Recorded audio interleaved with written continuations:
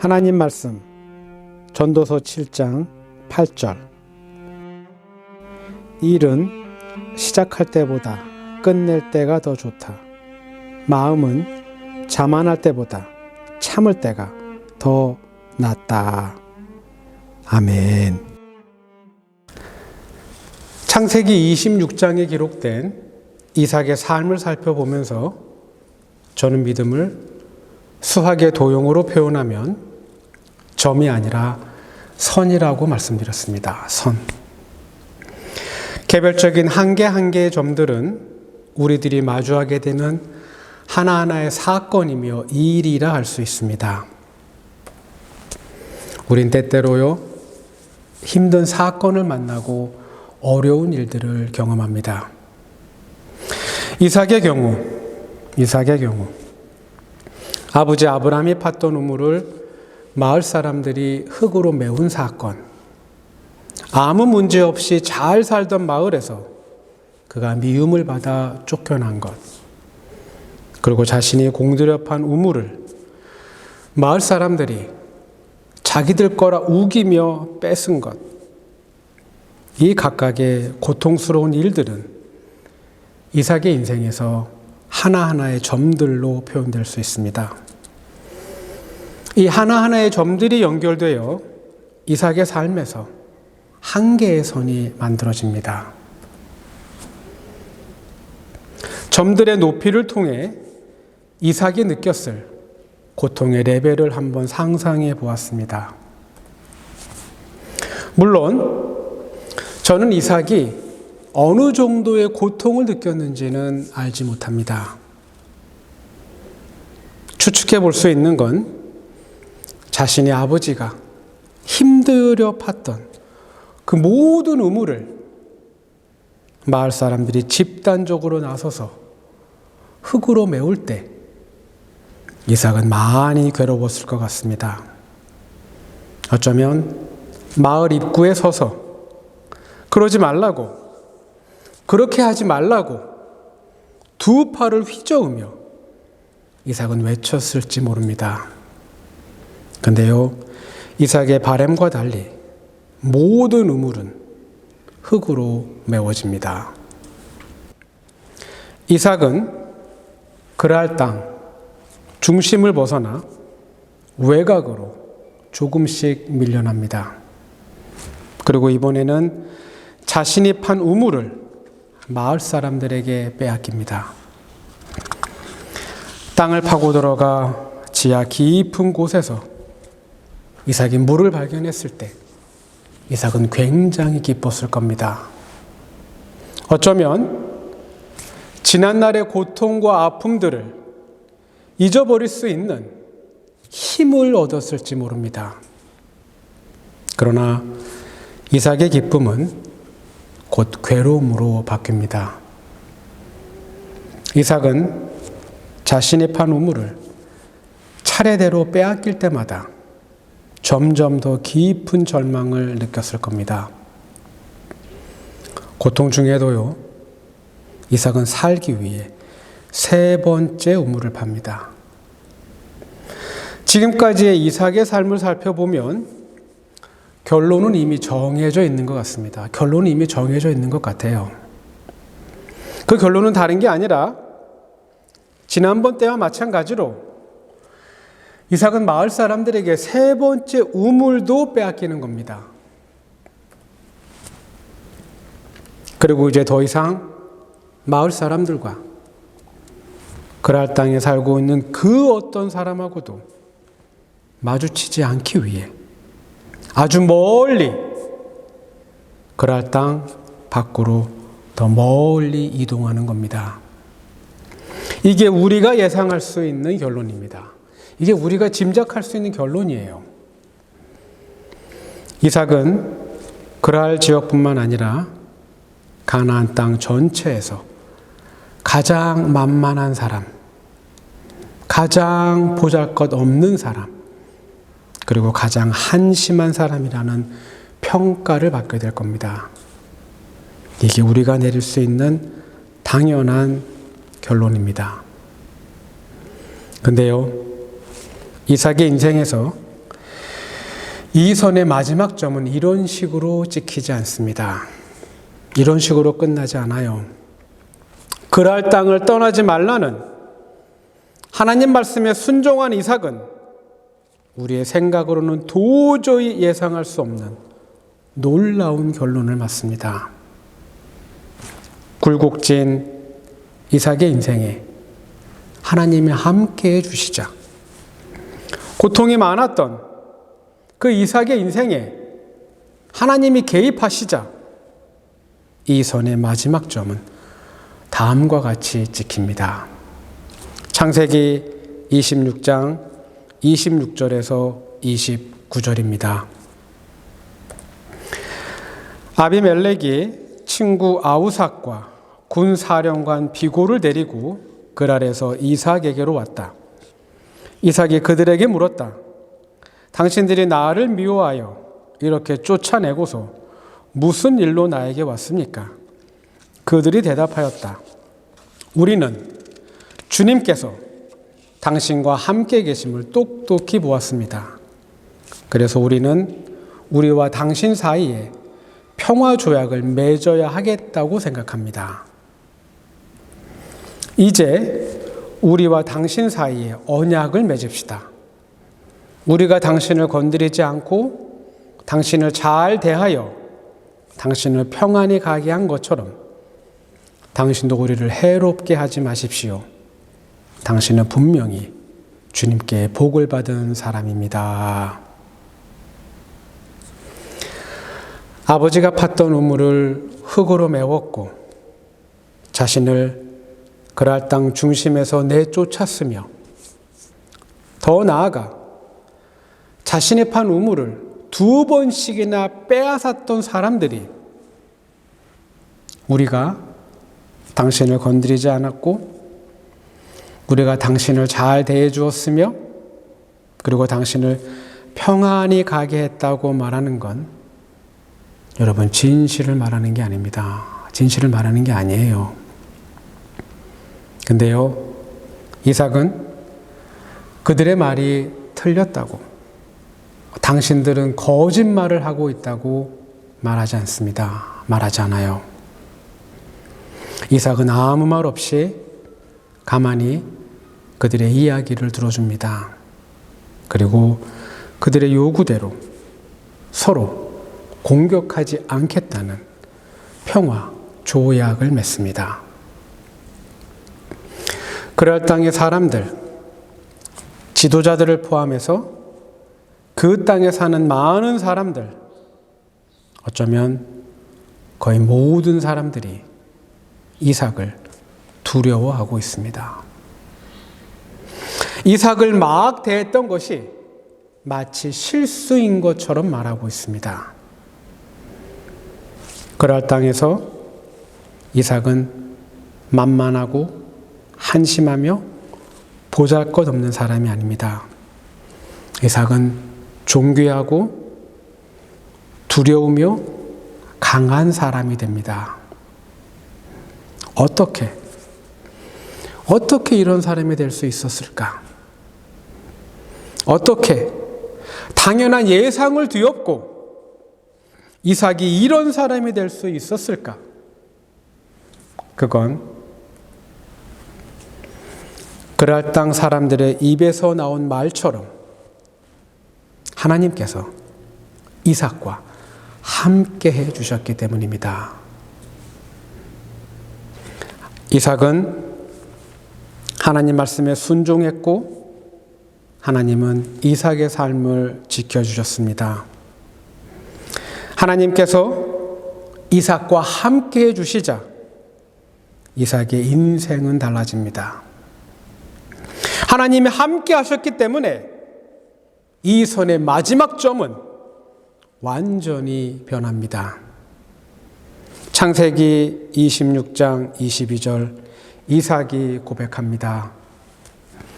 이제 주님께서 우리가 살 곳을 넓히셨으니 여기에서 우리가 번성하게 되었다. 이 선의 출발점은요, 이삭에게 고통과 어려움의 시작처럼 보였지만 선의 끝점이 찍힐 때쯤 우린 전혀 다른 결과를 보게 되었습니다. 우리의 인생도 마찬가지입니다. 여러분과 저의 인생도 마찬가지예요. 우리의 삶에 찍힌 한 점 한 점만 본다면 한숨이 나오고 슬프며 고단함으로 가득합니다. 근데요, 잊지 마시기 바랍니다. 아직 선은 끝나지 않았습니다. 선은 끝나지 않았어요. 우리의 인생에도 하나님이 함께 해주신다면, 우리의 인생에도 하나님이 개입하신다면 여러분과 저의 인생은 충분히 달라질 수 있습니다. 믿음의 삶은 점이 아니라 선입니다. 그러므로 믿음의 삶은요, 과정이 중요합니다. 과정. 우리가 믿음으로 산다고 할 때 그 과정은 매우 중요합니다. 우리는 믿음에는 법칙이라는 것이 있어서 잘 믿으면 만사가 형통할 거라 생각합니다. 그러나 이삭의 삶에서 알 수 있듯이 잘 믿어도 우리의 인생에는 고난이 있고 아픔이 있습니다. 만사가 형통하기보다는 어려움을 겪기도 합니다. 믿음에는 어떤 법칙이 있는 게 아닙니다. 믿음에는요, 섭리가 있습니다. 섭리. 잘 믿는 사람을, 주님의 말씀에 순종하는 사람을 주님께서 지켜주시고 주님께서 돌보시는 섭리가 있습니다. 섭리. 그래서요, 하루하루 하나님을 잘 믿는 것, 마음을 다해 하나님을 의지하고 신뢰하며 사는 것, 그리고 하루하루 그날 주신 말씀에 순종하며 사는 것, 자신이 받은 그 하나님 말씀대로 살기 위해 무진장 애를 쓰며 사는 것, 이 과정이 중요합니다. 이 과정. 이 과정에요, 하나님이 개입하시고 하나님의 섭리가 역사할 겁니다. 이삭이 걸어온 삶의 과정을 보면 그에게 있는 두 가지의 귀한 마음을 보게 됩니다. 이 마음은 우리가 가져야 하는 마음이기도 합니다. 이삭이 가지고 있던 두 가지의 귀한 마음은 참는 마음이고 겸손한 마음입니다. 전도서의 말씀은 이 두 개의 마음이 왜 중요한지 우리에게 알려줍니다. 전도서 7장 8절입니다. 이 일의 끝이 시작보다 낫고 참는 마음이 교만한 마음보다 낫다. 전도서 7장 8절에는 두 개의 마음이 나옵니다. 하나는 참는 마음이고 다른 하나는 교만한 마음입니다. 이 두 개의 마음이 서로 대조를 이루고 있습니다. 물론 이 두 개의 마음은 우리의 상식에 비추어 보면 서로 반대 개념이 아닙니다. 서로 반대 개념이 아니에요.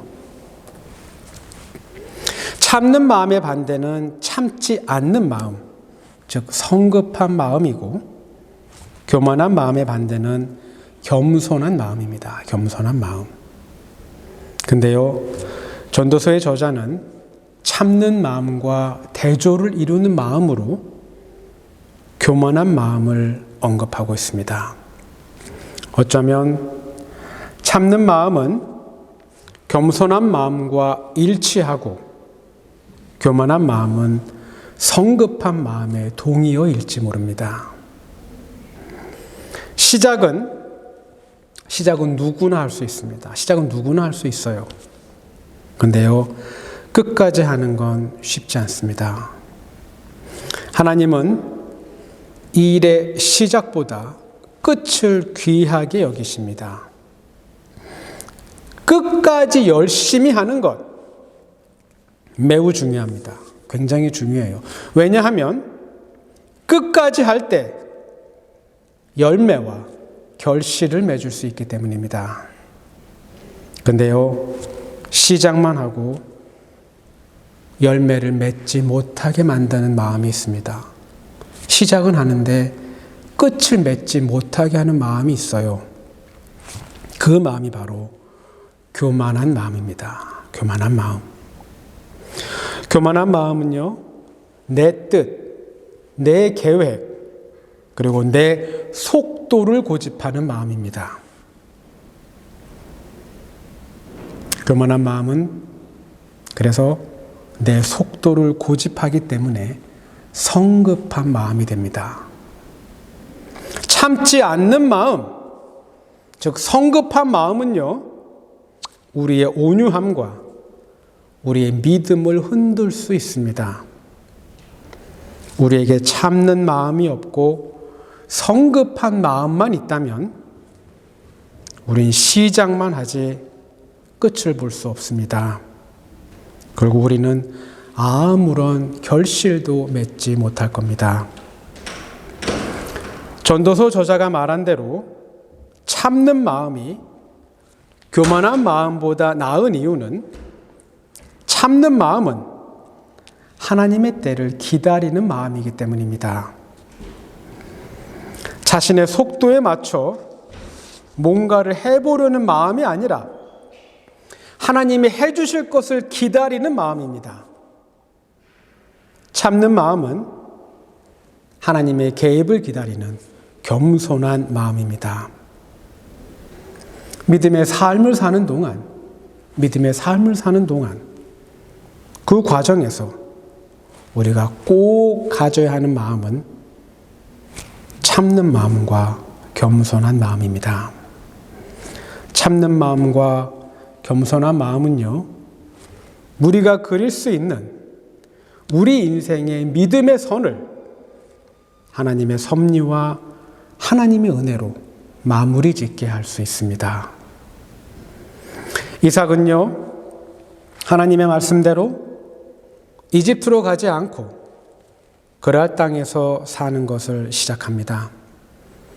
하나님 말씀에 순종했기 때문에 기근이 덮친 그랄 땅을 떠나지 않고 그 고통의 땅에서 사는 것을 시작합니다. 그 고통의 땅에서 살면서 또 다른 고통을 당하지만 이삭은 그 땅에서 사는 것을 중단하지도 그리고 멈추지도 않습니다. 이삭은 하나님의 약속의 말씀을 믿었기 때문에 어떤 일을 만나도 그 땅을 떠나지 않습니다. 사람들과 부딪히는 성급한 마음 대신 참는 마음을 갖고 있던 이삭은 자신이 뭔가 해보려는 그 교만한 마음 대신 겸손한 마음을 갖고 있던 이삭은 결국 모든 일의 끝을 보게 됩니다. 일의 끝이 시작보다 낫고 참는 마음이 교만한 마음보다 낫다는 전도서 7장 8절의 말씀이 이삭의 삶 속에서 증명되고 완성됩니다. 여러분, 우리도 잘 버티며 살아야 합니다. 잘 버티며 살아야 돼요. 이삭이 당한 것 같은 억울한 일, 그리고 고통스러운 일을 만나도 성급한 마음이, 그 조급한 마음이 우리의 마음속에 가득한 것이 아니라 참는 마음이 우리의 마음이 되어야 합니다. 내 방식과 내 힘으로 하는 교만한 마음이 아니라 하나님의 때를 기다리는 그 겸손한 마음이 우리의 마음이 되어야 합니다. 이렇게 살 때, 우리 인생의 믿음의 선도 그 곳곳에서 하나님의 역사심으로 완성되는 놀라운 기적들을 경험할 겁니다.